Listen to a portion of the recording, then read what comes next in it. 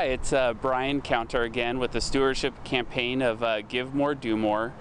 This is week 2, and you're going to hear from the committee that has been a part of the renovation of the Fellowship Hall. So Pete Lapsage, Bruce Kidd, and Doug Brown, and all the hard work and innovation that they've had to do with our recovery of our Fellowship Hall. Bruce, how would you sum up this project?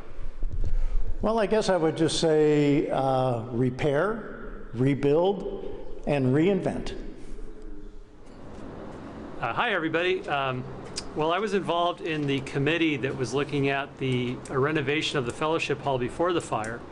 And then my wife and children and I were here on the day of the fire and saw all the shock of that and the actual fire and the response, and just being in that moment was really shocking and really incredible. So then afterwards I felt compelled to come to the site and review the damage. I knew Bruce Kidd was here and Lisa. So I stopped by and took a look at the inside of the building a couple days later, and they said, can you give us a proposal to be the architect of record for getting a permit to repair this work? Hi everybody, I'm Pete Lapsage. I've been involved on part of the restoration for the Fellowship Hall. We have a great team working on this. When the fire happened, I wasn't on site, but I saw some of the pictures, and it was amazing how quick the flames and the heat destroyed most of the contents inside the building. So as a reminder, you might want to tune up your smoke detectors, because when the fire happens, it comes quick and hot, and you don't want to be around. Well, luckily nobody was hurt, and only facilities were damaged. And of course, rebuilding, it triggers a lot of code upgrades. We had to upgrade downstairs and upstairs, our 1985 construction and a 1992 construction. That meant fire sprinklers, which is, in light of what we had, the fire is not a bad idea. Also, safe stairs to climb, the closed-toe stairs, so no more tripping on the stairs. Additional insulation, LED lighting, insulated windows. A lot of code upgrades, but it makes for a smarter, greener, safer building. And so Jerry's great gift of insurance has come to bear in a huge way. And so I wanted Jerry to just talk about kind of his experience in this project.